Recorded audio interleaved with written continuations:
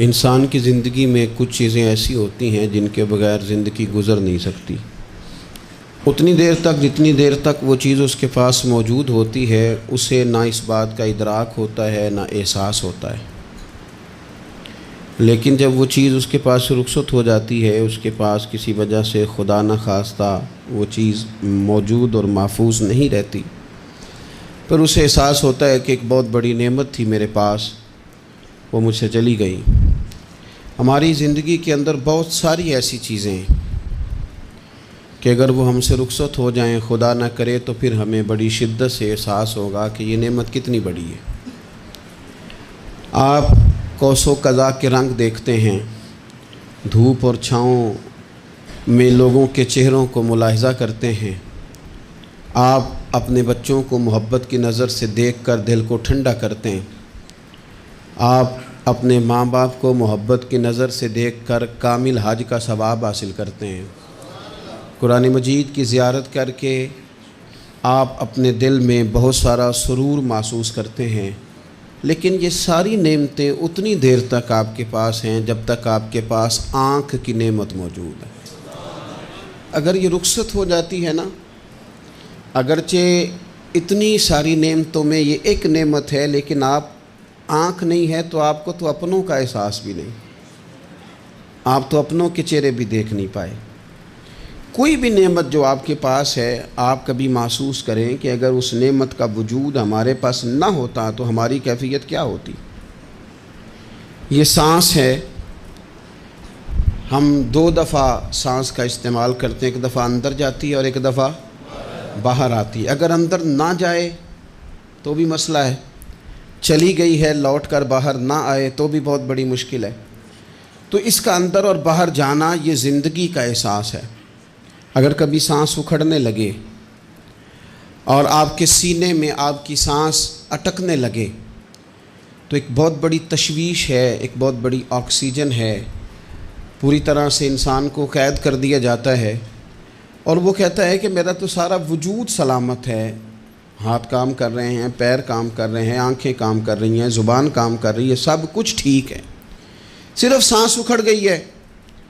تو انسان محسوس کرتا ہے کہ یہ ساری چیزیں سلامت ہونے کے باوجود میرے کسی کام کی نہیں۔ آپ کے پاس جتنی بھی نعمتیں ہیں ان کو اگر آپ شمار کریں تو کبھی آپ کہیں گے کہ ساری نعمتوں میں آنکھ زیادہ ضروری ہے، کبھی کہیں گے کان زیادہ ضروری ہے، کبھی کہیں گے زبان زیادہ ضروری ہے، کبھی کہیں گے دل زیادہ ضروری ہے، کبھی کہیں گے روح زیادہ ضروری ہے، لیکن میں آپ سے عرض کروں ان ساری چیزوں کے بغیر گزارا ہو سکتا ہے، رسول کائنات کی غلامی کے بغیر گزارا نہیں ہوتا۔ کیوں؟ اس لیے کہ اگر حضور کی شفقت نہ ہو، نبی پاک علیہ السلام کی رحمت نہ ہو، وہ ابن القیم نے ایک جگہ پہ کہا تھا کہ یہ حضور نے ہمیں انسان بنایا ہے، یہ نبی پاک علیہ السلام نے انسانیت کے اسباق پڑھائے ہیں، اخلاقی رویے کیا ہوتے ہیں حضور نے بتلائے ہیں، اگر حضور کا کرم نہ ہوتا تو انسان ایک دوسرے کو کاٹ کے کھاتا۔ یہ حضور نے بتلایا ہے کہ تم نے کس طرح زندگی کو گزارنا ہے۔ محبوب کریم علیہ السلام کا وجود نور ایک ایسی چیز ہے کہ اگر وہ کائنات سے معاذ اللہ سائڈ پہ کر دیا جائے تو اس کائنات کا قائم رہنا کسی صورت بھی ممکن ہے ہی نہیں۔ اسی لیے تو اقبال نے کہا تھا کہ ہو نہ یہ پھول تو بلبل کا ترنم بھی نہ ہو، چمن دہر میں کلیوں کا تبسم بھی نہ ہو نہ یہ ساقی تو پھر میں بھی نہ ہو، خم بھی نہ ہو، اور بزم توحید بھی دنیا میں نہ ہو، تم بھی نہ ہو۔ وہ بڑی بات کہہ گئے ہیں، میں نے بھی اس کو کوئی نہیں کھولنا، کہتے ہیں بزم توحید بھی دنیا میں نہ ہو، تم بھی نہ ہو، خیمہ افلاق کا استادہ اسی نام سے ہے، اور نبض ہستی تپش آمادہ اسی نام سے ہے۔ تو اقبال پھر ہمیں کرنا کیا ہے؟ کہنے لگے کرنا آپ کو یہ ہے کہ قوت عشق سے ہر پست کو بالا کر دے اور دہر میں اسم محمد سے اجالا کر دے، یہ کرنے کا کام ہے۔ اس رستے پہ آپ چل پڑیں میرے بھائی۔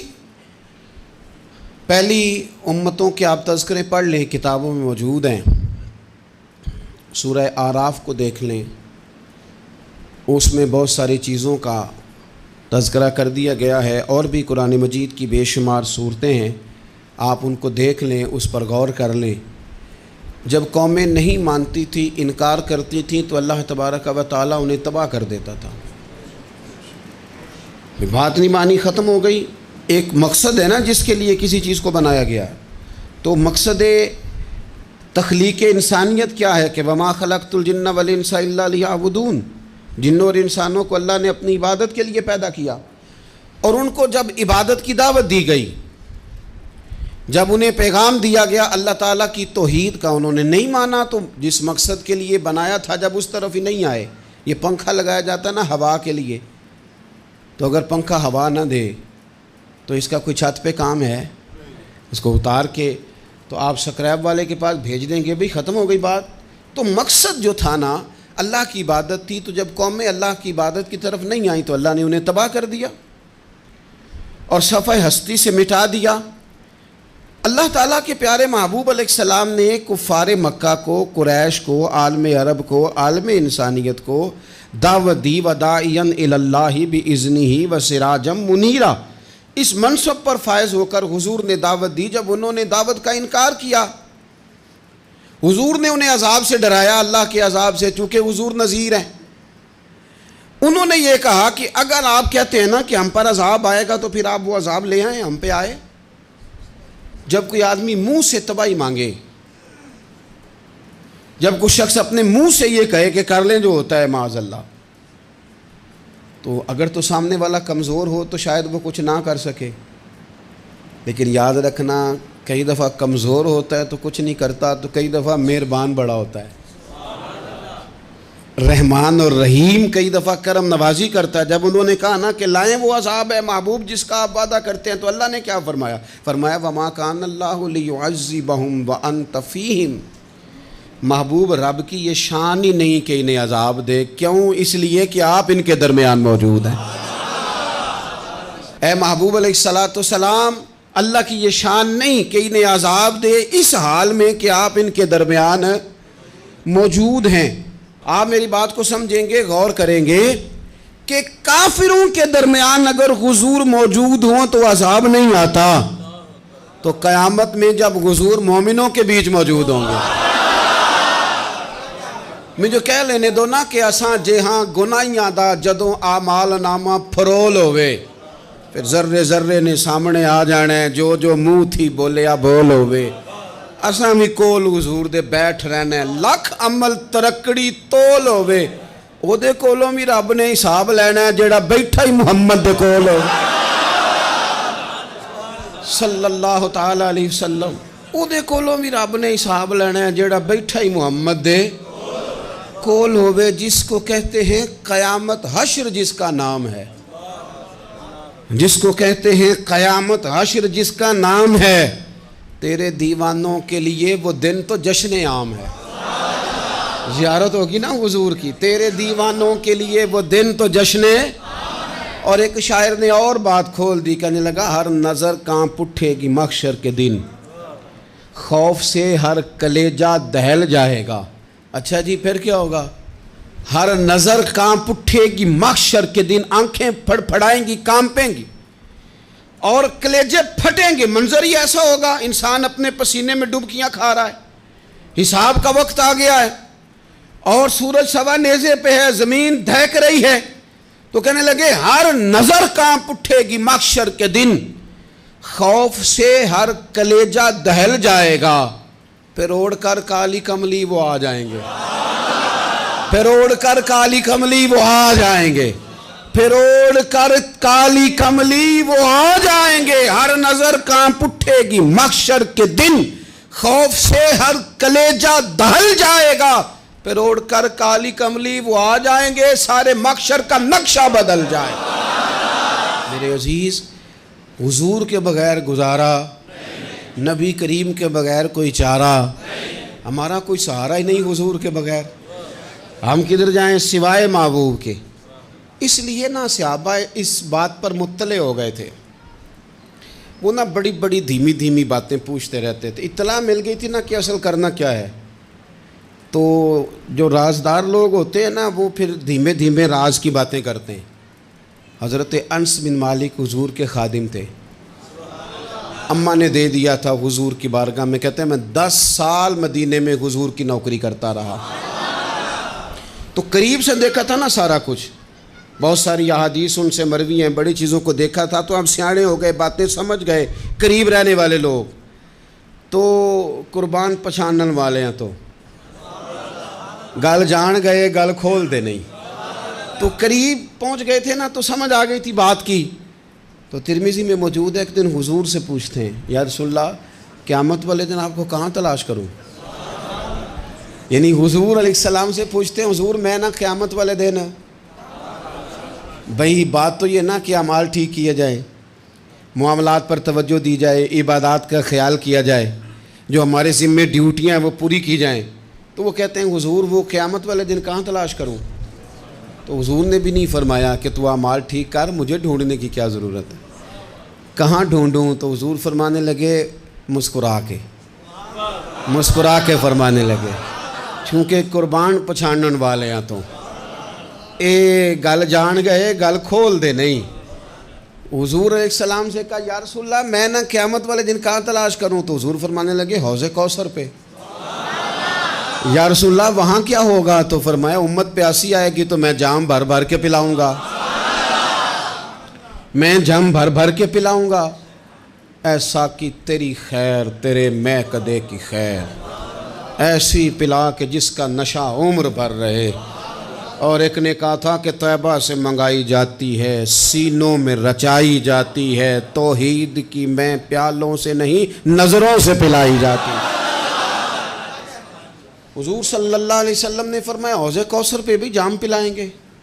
سیانے بڑے تھے حضرت انس اور بھلا ہمارا کر رہے تھے، یہ حضور سے پوچھ کے نا تو ہمیں ایڈریس بتا رہے ہیں، کیونکہ حدیث روایت کر دی نا تو ہمیں ایڈریس سمجھا دیے، پتے بتا دیے کہاں پہنچنا ہے، ساری جگہ سمجھا دی، چلیں جدید دور آ گیا ہے، انہوں نے لوکیشن بتا دی کہاں کر کے نا کس جگہ جا کے سٹاپ کرنا ہے کام۔ یا رسول اللہ وہاں ملاقات نہ ہوئی تو حضور نے فرمایا پھر پل صراط پہ آنا۔ یا رسول اللہ وہاں کیا ہوگا؟ فرمایا امت گزر رہی ہوگی اور میں دعائیں مانگ رہا ہوں گا، رب سلم امتی رب سلم امتی، یا اللہ میری امت کو سلامتی سے گزار دے، تو وہاں آ جانا، میں دعائیں وہاں مل جاؤں گا، قربان جائیں۔ فاضل بریلوی بول پڑے، کہنے لگے خدا کی رضا چاہتے ہیں دو عالم، خدا چاہتا ہے رضائے محمد، اجابت کا جوڑا عنایت کا سہرا، دلہن بن کے نکلی دعائے محمد، اجابت نے جھک کر گلے سے لگایا بڑی ناز سے جب دعائے محمد، رضا اب پل سے وجد کرتے گزریے کہ ہے رب سلم دعائے محمد صلی اللہ علیہ وسلم۔ تو عرض کی یا رسول اللہ وہاں ملاقات نہ ہوئی تو؟ میں نے کہا وہ ہمیں لوکیشن سمجھا رہے تھے، انہیں تو پتا تھا پہلے ہی، ایک قربان پچھانن والے ہیں، تو ایک گل جان گئے گل کھول دے نہیں، تو وہاں نہ ملاقات ہوئی تو حضور نے فرمایا پھر میزان عمل پہ آنا۔ یا رسول اللہ وہاں کیا ہوگا؟ فرمایا امت کے عمل تول رہے ہوں گے اور میں ان کے لیے دعائیں کر رہا ہوں گا۔ میں نہیں جا سکا کبھی بچوں کے ساتھ پیپر دلوانے، استاد کو اجازت نہیں دیتے، کہتے ایک ایگزامینر اور آئے گا کوئی، جس نے پڑھایا ہو اسے اجازت نہیں کہ تو جا۔ ابا جی کو اجازت نہیں ہوتی کہ وہ ایگزامینیشن ہال میں جائے، وہاں تو کوئی اور لوگ آتے ہیں۔ یہ بھی عجیب سبق ہے نا کائنات کا کہ سارے تعلیم و تربیت کے اسباق بھی حضور پڑھائیں، رنگ بھی سارا حضور ہی بتائیں، اور قبر کے سوالات بھی سارے ہمیں حضور بتا دیں، اور جب پیپر ہونے لگے تو سرانے بھی کھڑے ہو جائیں، تو پھر کہہ لینا ایک دفعہ پھر کہ وہ دے کولوں کی رب نے حساب لینا، جیڑا بیٹھا ہی محمد دے کول، وہ دے کولوں کی رب نے حساب لینا۔ میرے عزیز ہمارا گزارا نہیں حضور کے بغیر۔ لوگ اصل میں نا ہمارا مسئلہ نہیں سمجھتے، ہمارا مسئلہ کچھ اور ہے۔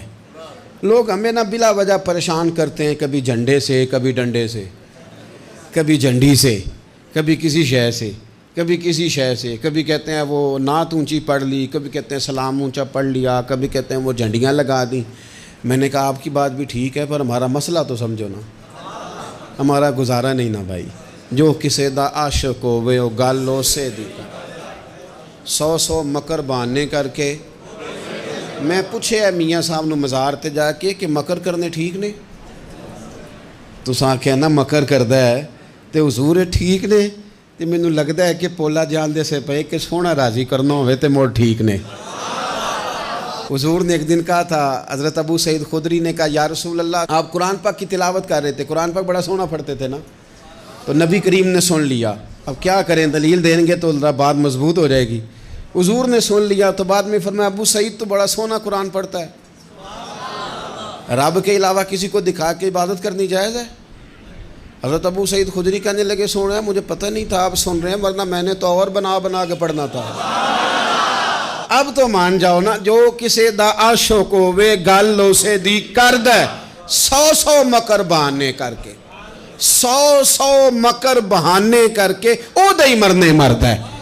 میرے عزیز ہماری مجبوری ہے، لوگ اس بات کو سمجھتے نہیں، ہماری مجبوری ہے، حضور کا میلاد ضروری ہے، لوگ سمجھتے نہیں بات کو، اس لیے بلا وجہ رٹا ڈال کے بیٹھتے ہیں۔ بھئی ہم نے تو کوئی رٹا ڈالنا نہیں، نہ سیاست کا، نہ دولت کا، نہ اقتدار کا، نہ کسی اور چیز کا۔ سیاست دے جھگڑے اساں چھوڑ دیتے، اتنے محبت دا جھگڑا ہے، یہ چھڑا کوئی نہیں سکتا۔ تو میرے عزیز ہمارا حضور کے بغیر گزارا، اور نبی پاک علیہ السلام کے بارے میں رب فرماتا ہے وَلَسَوْفَ يُعْطِيكَ رَبُّكَ فَتَرْضَىٰ، محبوب میں آپ کو اتنا دوں گا کہ آپ اپنے رب سے راضی ہو جائیں گے۔ کیا کروں میں اب، یہ آیت اتنی شاندار ہے۔ حضرت امام زین العابدین رضی اللہ تعالیٰ عنہ سے کسی بندے نے کہا قرآن پاک میں سب سے زیادہ امید والی آیت کون سی ہے؟ اس کا خیال تھا لا تقنطوا من رحمت اللہ کہیں گے، اللہ کی رحمت سے نا امید نہ ہونا۔ اس نے کہا حضور سب سے امید والی آیت بتائیں، وہ کہتا میرے ذہن میں تھا کہ یہ والی آیت پڑھیں گے۔ تو امام زین العابدین رضی اللہ تعالیٰ عنہ فرمانے لگے سب سے امید والی آیت ہے وَلَسَوْفَ يُعْطِيكَ رَبُّكَ فَتَرْضَىٰ، رب کہتا ہے محبوب اتنا دوں گا کہ آپ اپنے رب سے راضی ہو جائیں گے۔ آیت نازل ہو گئی تو حضور پتہ کیا فرماتے ہیں صحابہ سے؟ فرماتے ہیں رب کہتا ہے حبیب تجھے راضی کرنا ہے، اور جب تک میرے سارے غلام جنت میں گئے نہ میں نے اللہ سے راضی ہونا ہی نہیں، میں نہیں راضی ہوتا اللہ سے، سارے جائیں گے تو تب تو میں تو کہتا ہی رہوں گا نا قربان پچھانن والے آتا، او گل جان گئے پر گل کھول دے، او گل کھول دے نہیں، پتہ چل گیا بات کا، حضور کے بغیر گزارا، حضور کے بغیر کوئی چارہ ہی نہیں۔ اور خود حضور کیا فرماتے ہیں، یہ سنن ابن ماجہ ہے، میرے رسول پاک صلی اللہ تعالیٰ علیہ وسلم ارشاد فرماتے ہیں، حدیث کے راوی حضرت ابو موسیٰ اشعری رضی اللہ تعالیٰ عنہ، حضور فرماتے ہیں کہ اللہ نے مجھے اختیار دیا۔ یا رسول اللہ کس بات کا؟ فرمایا رب نے اختیار دیا میں چاہوں تو آدھی امت بغیر حساب کے جنت چلی جائے، اور میں چاہوں تو اللہ سے اختیار لے لوں کہ یا اللہ مجھے شفاعت کا حق دے، میں سفارش کرتا جاؤں اور تو انہیں معافی دیتا جائے، یہ مجھے اختیار دیا اللہ تعالیٰ نے۔ تو حضور کیا فرماتے ہیں؟ فرماتے ہیں وہ آدھی امت والا سودا نہیں میں نے قبول کیا، میں نے نہ شفاعت لی ہے کیونکہ یہ عام تر ہے اور یہ کفایت کرنے والی ہے، یہ عام بھی ہے اور کفایت کرنے والی بھی ہے۔ اور حضور نے یہ لفظ کہے، یہ سنن ابن ماجہ کتاب الزہد دیکھیے گا، اس میں روایت مل جائے گی۔ حضور فرماتے ہیں یاد رکھو تمہارا کیا خیال ہے کہ میری یہ شفاعت پرہیزگاروں کے لیے؟ خود جملہ استفہامیہ سے بات کرتے ہیں، تمہارا کیا خیال ہے کہ میری یہ شفاعت جو قیامت میں میں سفارش کروں گا تو پرہیزگاروں کی کروں گا؟ حضور فرماتے ہیں نہیں، میں قیامت میں گناہ گاروں کی سفارش کروں گا، میں گناہ گاروں کی سفارش کروں گا، گناہ گاروں کے لیے عرض کروں گا اللہ کی بارگاہ میں۔ کچھ دن پہلے میں کہیں پڑھ رہا تھا کسی کا مضمون، اس نے تشبیہ کس طرح کی دی ہے مجھے پتہ نہیں، لیکن لکھ دی بات، کہنے لگے ایک وکیل ہوتا ہے ایک شفیع ہوتا ہے، ایک وکیل ہوتا ہے ایک، حضور وکیل نہیں ہمارے، حضور ہمارے شفیع ہیں، شفاعت کرنے والے ہیں۔ وکیل یہ کہتا ہے جج صاحب سے کہ یہ جس کا میں وکیل ہوں نا اس نے نا غلطی کوئی نہیں کی، اسے معاف کر دیں۔ وکیل یوں بحث کرتا ہے، کہتا ہے اس نے کیا ہی نہیں، جرم معاف کریں۔ اور جو شفیع ہوتا ہے نا وہ کہتا ہے مالک اس نے سارے کیے، تو میرے آنے کی لاج رکھ اور اسے معاف کر دے۔ یہ وکیل اور شفیع کا یہ فرق ہوتا ہے کہ شفیع کہتا ہے سونے سارے کیے ہیں، بڑے بڑے پاپ کیے ہیں، پر میں جو آ گیا ہوں تو مہربانی کرنا معافی دے دے۔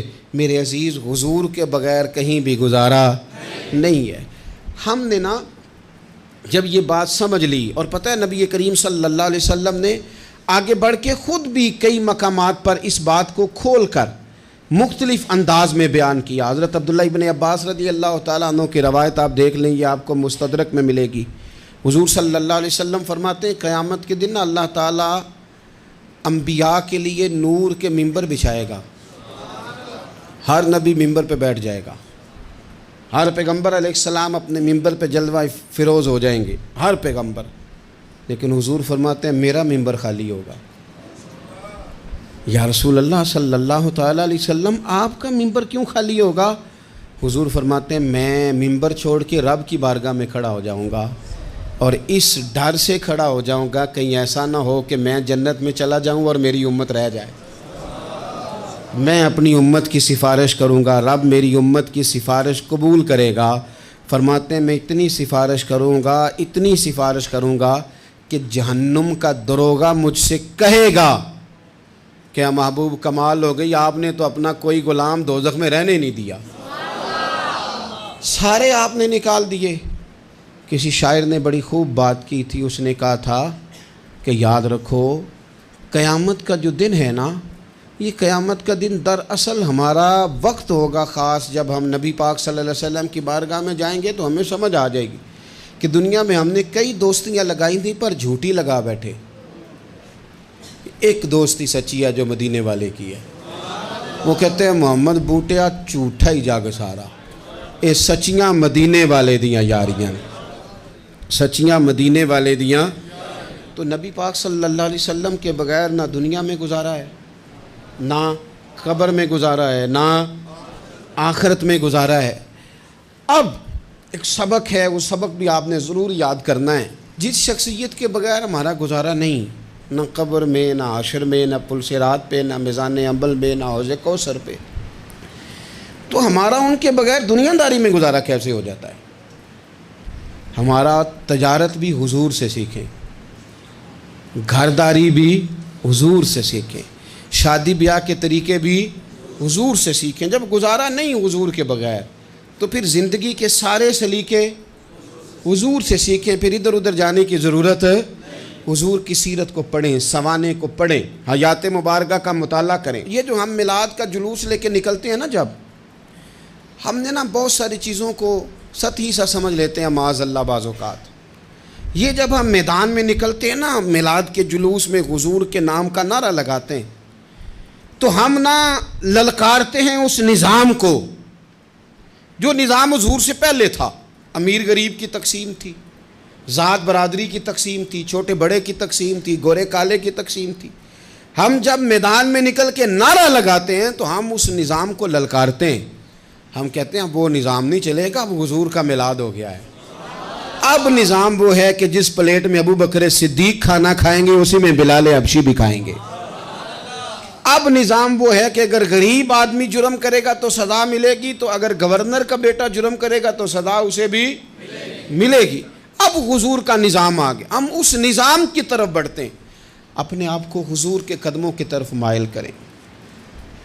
میلاد صرف 1 سے 12 ربیع الاول تک نہیں، میلاد سارا سال ہے، ذکر میلاد سارا سال ہے، میلاد کی محفل سارا، اور میلاد صرف مسجد میں نہیں، گھر میں بھی ذکر میلاد، دکان میں بھی ذکر میلاد۔ ذکر میلاد سے مراد حضور کی تعریفیں، نبی پاک کی شانیں، حضور کی باتیں، آ میرے دل آمنہ کے لال کی باتیں کریں، چہرہ والشمس کے اجلال کی باتیں کریں، اپنی طبیعتیں حضور کے ساتھ لگائیں، اپنے آپ کو حضور کے قدموں سے وابستہ کریں اور عشق کریں نبی پاک سے۔